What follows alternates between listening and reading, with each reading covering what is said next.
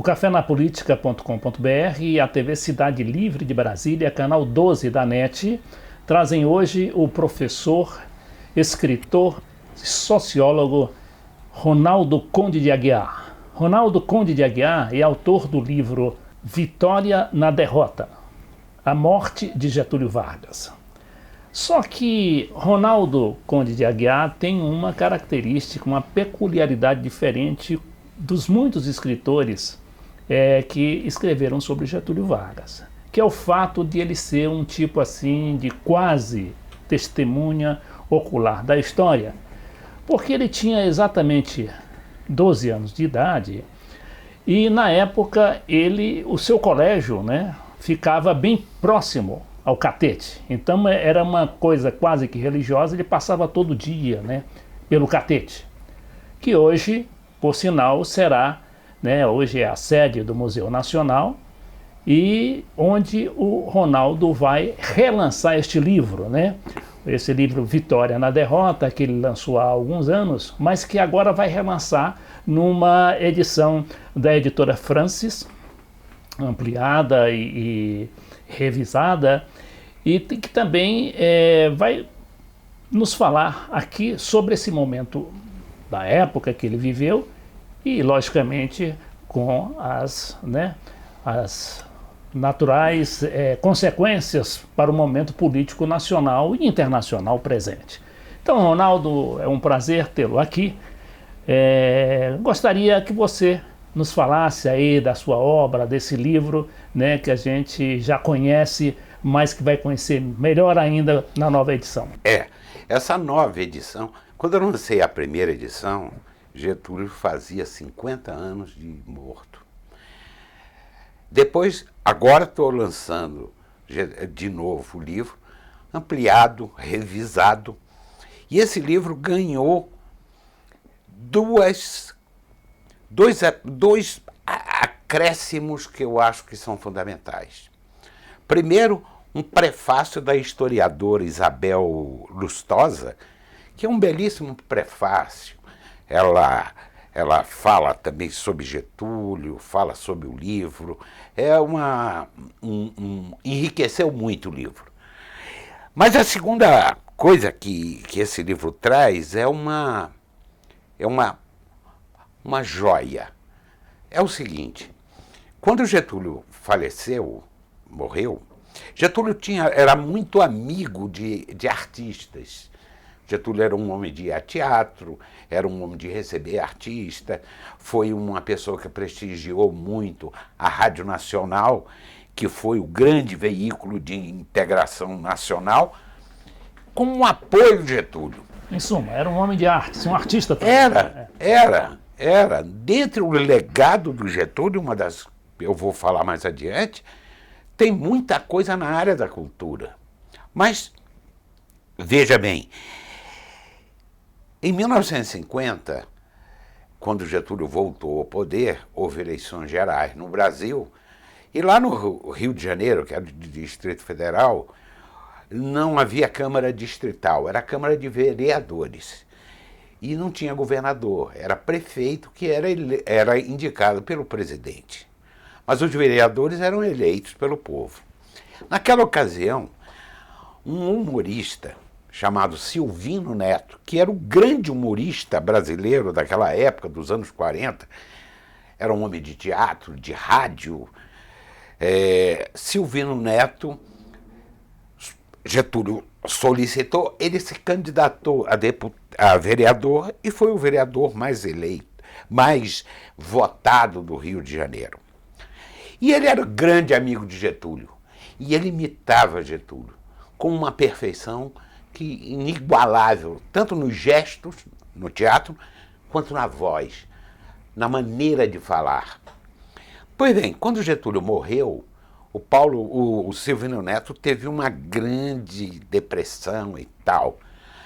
Mas ele fez uma coisa fantástica. Ele gravou em vinil a carta testamento de Getúlio, falando como Getúlio Vargas.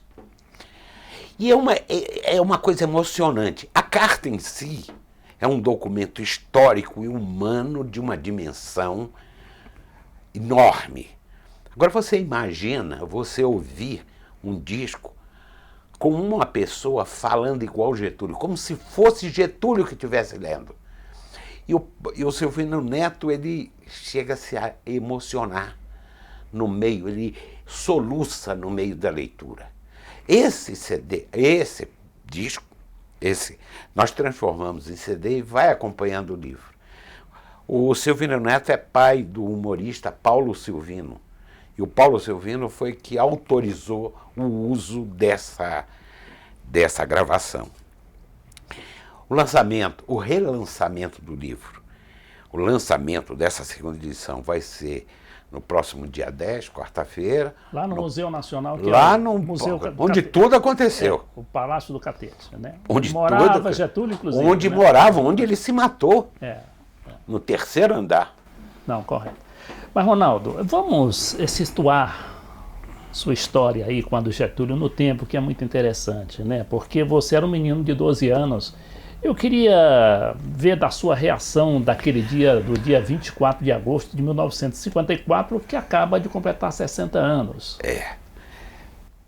Eu ontem recebi um e-mail de um colega meu de primário era o Colégio Santo Antônio Maria Zacaria, que existe até hoje. Era de colégio de padre. E eu passava sempre em frente ao Palácio do Catete. Em frente ao Palácio do Catete tinha um ponto de bonde. Quer dizer, naquele tempo não tinha uma esplanada que separava os poderes do povo, não. E era bonde ainda, né? Era bonde. Mas o bonde era o grande transporte do Rio de Janeiro, todo mundo andava de bonde. Era elétrico, né? Era elétrico. Era elétrico. Era aberto. Bem menos poluente, né? Bem menos poluente, asseado, ventilado e não congestionava. É porque ele andava em trilho, tinha um ladozinho dele que ele andava. Então eu passava na ida para o colégio e na volta. E muitas vezes eu passava ali também com meu pai. E eu reparava, meu pai gostava muito de Getúlio. Meu pai olhava para o palácio e um dia ele me disse assim: lá dentro tem um grande homem. Ele falou para mim, eu garoto de 12 anos, eu gravei essa frase porque quando aí esse amigo meu, deixa eu apenas contar isso, esse amigo meu me mandou uma coisa dizendo, esse amigo meu mora em São Paulo, ele disse que vai fazer todo empenho para ir lá. E ele botou assim, porque nós quase fomos testemunhas oculares da história. E fomos. Porque eu me lembro das vezes que eu passava de bonde em frente ao Palácio do Catete e tinha polícia do Exército ali na porta, porque se temia uma invasão da aeronáutica, da Marinha ou dos dois, lá para depor Getúlio. Então, algumas forças do Exército na porta do palácio, armados, ali guardando o palácio onde estava Getúlio. E a gente passava de bonde ali, ficava olhando aqui, você imagina. Porque o pessoal não calcula. Eu passava de bonde e descia, atravessava a rua, estava lá no Catete, e na porta do Palácio do Catete passava transeunte. O presidente estava ali. Quer dizer, era uma coisa assim fantástica, porque não é uma esplanada daqui, como é aqui em Brasília, uma esplanada dos ministérios, que ninguém passa na porta dos palácios. Ninguém. Ou você vai, ou você não passa. É uma coisa de louco, né, Brasília? E no Rio não era assim. Tanto no Senado, na Câmara, era no meio da cidade. No meio do povo. No meio do povo. E o povo passava. E os senadores, deputados, ficavam hospedados num hotel na Cinelândia. E eles desciam, passavam ali, o povão na Cinelândia. Quer dizer, os caras se expunham. Não era como hoje. Bem, então eu via muito disso. Meu pai, de vez em quando, falava de Getúlio, ou ele falava de Getúlio muito preocupado e tal.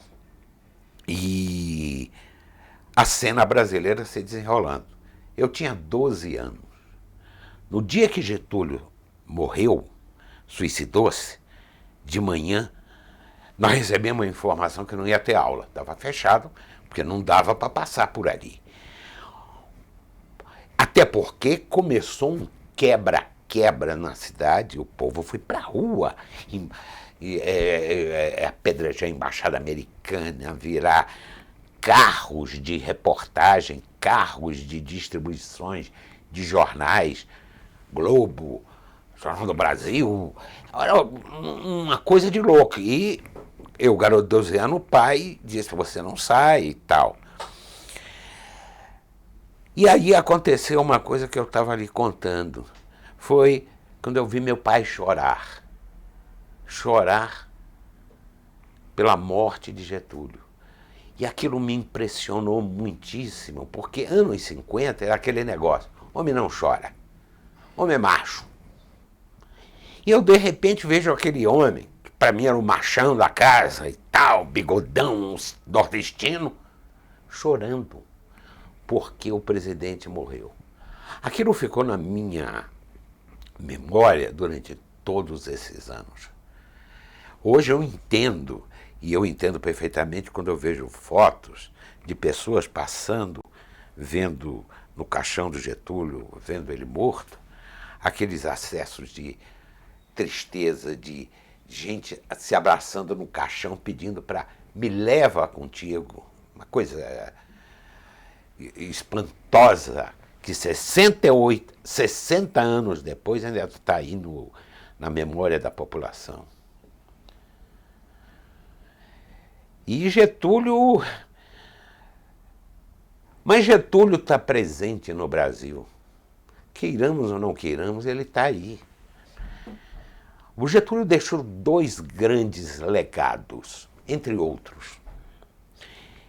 Eu sempre destaco 2. A primeira foram as leis trabalhistas.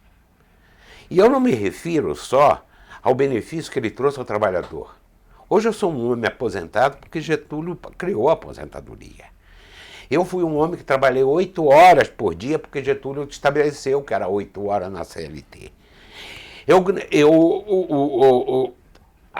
O pessoal ganhava salário mínimo ou ganha salário mínimo porque foi Getúlio que fez. 13º. E vai por aí afora. Justiça trabalhista. Tudo foi ele que fez. Aí o pessoal... Mas eu acho que o ganho, essa virtude de Getúlio não está só no benefício ao trabalhador. A legislação trabalhista deu um impacto enorme também sobre o patronato. Porque repare uma coisa, Leite. Em 1930, quando Getúlio fez a Revolução e ocupou o poder, e logo depois começou a fazer as leis trabalhistas, a escravidão no Brasil tinha sido abolida há 40 anos. A cabeça dos empresários eram todas escravagistas. Quando o Getúlio estabeleceu a lei trabalhista para o trabalhador, estabeleceu também para o patrão. Olha, você tem que seguir essa regra.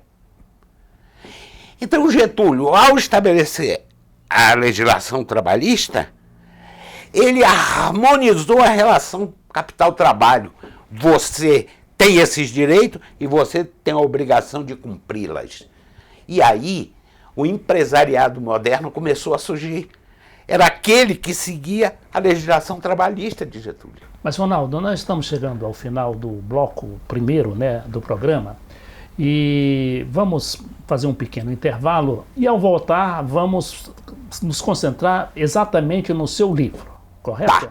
Tá. Porque isso aqui é importante, né? Tá. Então vamos falar mais diretamente do A Vitória na Derrota, a Morte de Getúlio Vargas. Exatamente.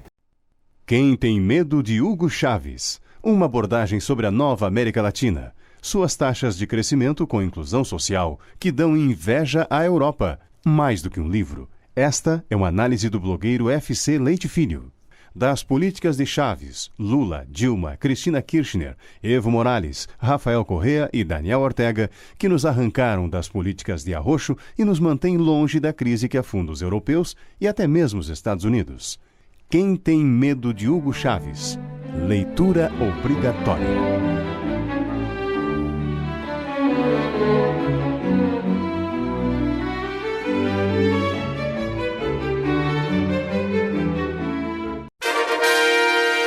Desafios Brasileiros na Era dos Gigantes. É um clássico de nossa literatura política. Seu autor, o embaixador Samuel Pinheiro Guimarães, focaliza cada um dos 12 capítulos do livro numa série de entrevistas ancoradas pelo jornalista Beto Almeida. TV Cidade Livre de Brasília, levando a você a informação que não chega pela mídia tradicional.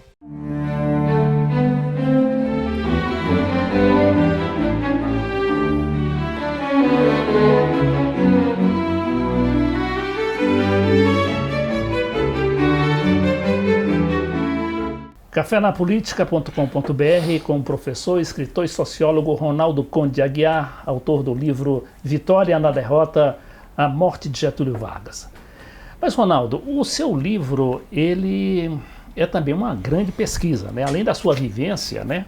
Digamos assim, do lado mais humano, né? Mais passional, você fez uma grande pesquisa, foi pelas delegacias do Rio, comparou, né, situações e chegou a algumas conclusões que contrastam muito com, digamos assim, a história oficial, né? É verdade. De que o Carlos Lacerda, né, o líder oposicionista, que combatia através de seus artigos iracundos, muito inteligentes, por sinal, mas que tinha todo o apoio da mídia e do empresariado e tudo, e acabou levando o Getúlio ao suicídio.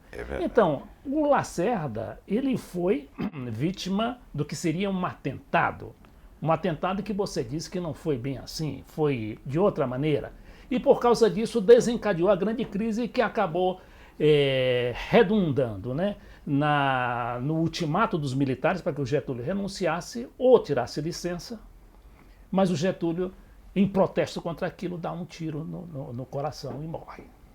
Então, qual é a sua versão aí desses fatos? Olha, o atentado, eu começo dizendo o seguinte, que o atentado foi um crime perfeito. Perfeito não é porque não se descobriu. Perfeito porque se atribuiu a outro uma autoria. E a história ficou repetindo isso. Eu coloco o atentado como eu abro o livro falando do atentado e a partir daí eu conto o governo, o segundo governo de Getúlio, mostrando como as coisas caminharam para uma crise que foi colocada de forma... não tinha retorno com um atentado. O atentado é uma coisa primária você começar a questionar. Veja bem, naquele fatídico dia 5 de... agosto de 54. De agosto de 54, naquela noite de 4, Lacerda foi fazer uma conferência no Colégio São José, na Tijuca. E ele foi com o séquito dele. Esse séquito dele, ele tinha sempre acompanhando a ele um jovem oficial da aeronáutica que revezavam fazendo a segurança do Lacerda. Quer dizer, isso é legal, um oficial da não aeronáutica? era. Mas eles não iam de farda, eles é. iam civil. Mas mesmo assim, de segurança, não era. Era uma coisa. Mas a aeronáutica já estava abertamente contra Getúlio. O ministro, na reunião que momentos depois Getúlio se matou, ele disse: eu não tenho mais controle sobre a tropa. Ele não tinha controle sobre a tropa desde muito antes. Ele não tinha. Muito bem. Aí o Lacerda foi ao Colégio São José para ir na Tijuca. Naquele tempo, quem conhece o Rio precisa saber que não existia aqueles túneis que você vai da zona sul da Lagoa para a zona norte, passando por túnel. Você tinha só um caminho, você ia pela Flamengo, centro da cidade, e ia para Tijuca. Depois voltava pelo mesmo caminho para chegar em Copacabana. Não tinha. Era muito complicado. A vantagem é que tinha menos carro. Mas Lacerda foi lá, fez a conferência, e nesta conferência, os dois homens a quem foi atribuída a morte, Climério, que era da guarda de Getúlio, e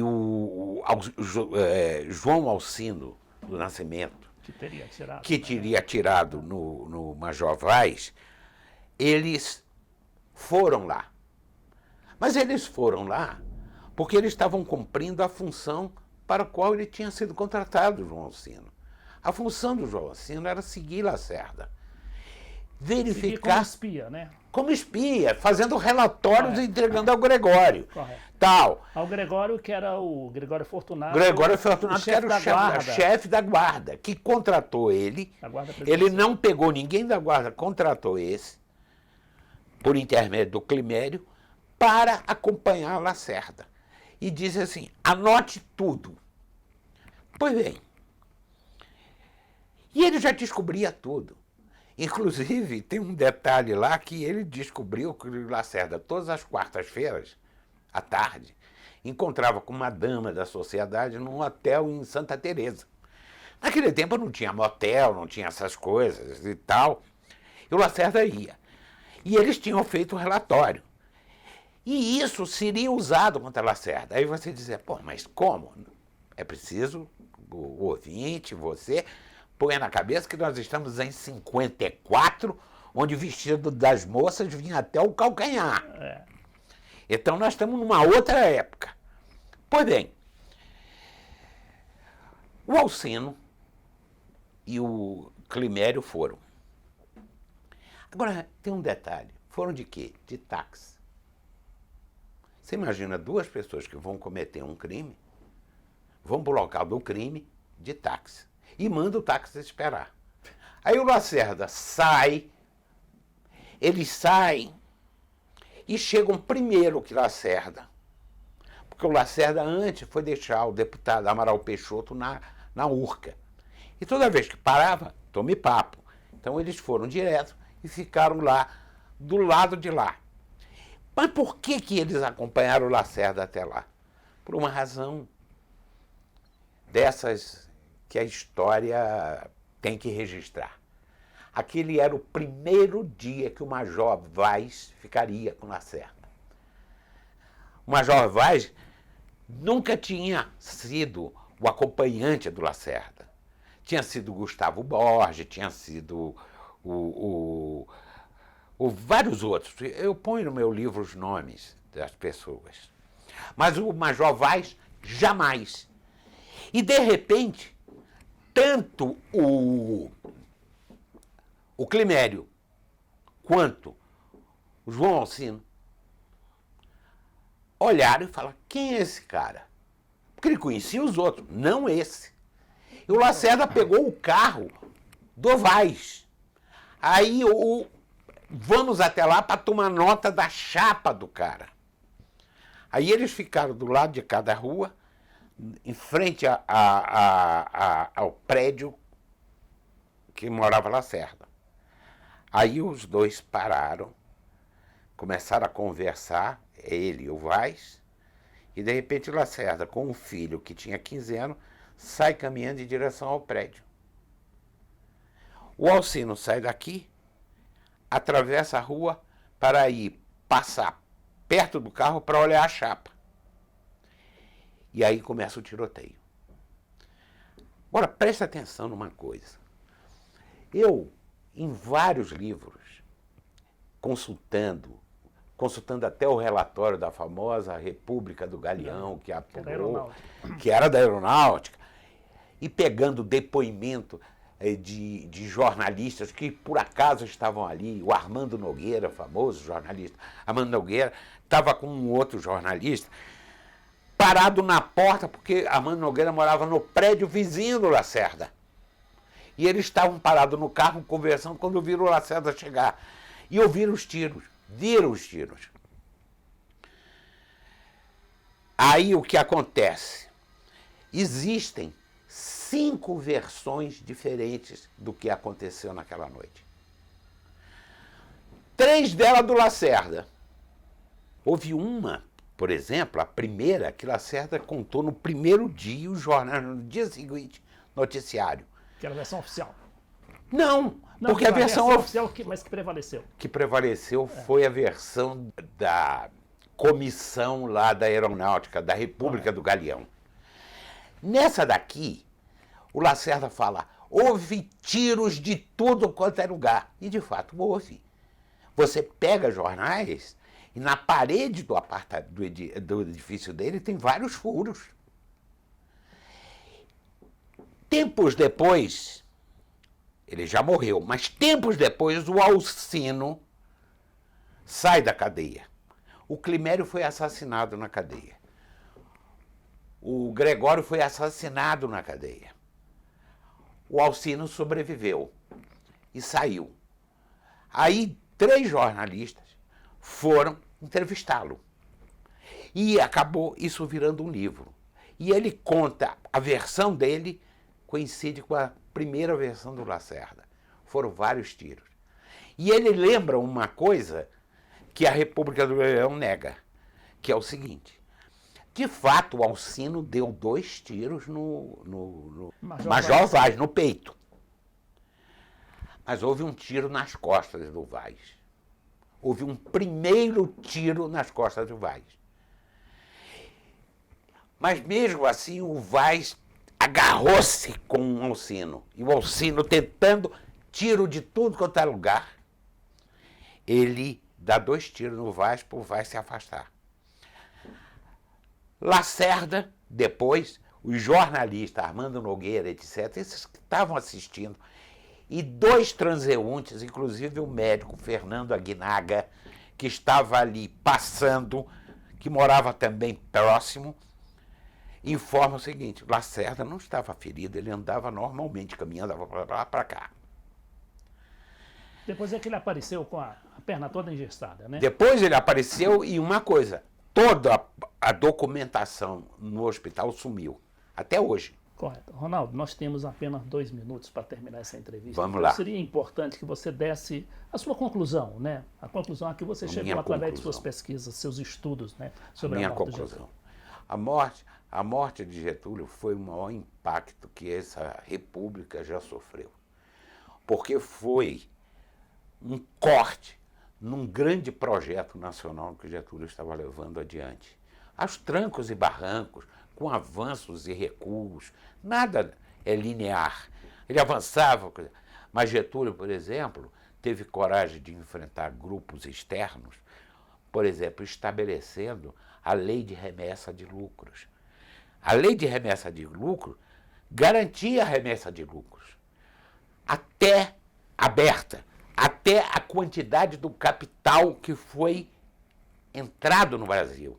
A partir disto, só poderia mandar para o exterior 8%. O restante tinha que ser reinvestido. E isto foi o primeiro ato do governo Café Filho de anular. De anular, né? Café Filho que substituiu o Getúlio. Substituiu, era já vice, no golpe. Era um vice, traidor de Getúlio. Tinha sido eleito pelo Getúlio, mas que foi designado para... como sucessor, né? Quer dizer, que já era designado constitucionalmente, mas que foi apoiado como sucessor só se apoiasse o golpe. Então, nós queremos agradecer a presença muito honrosa para nós do escritor, sociólogo e professor da UNB, Ronaldo Conde Aguiar, autor do livro Vitória na Derrota, a morte de Getúlio Vargas.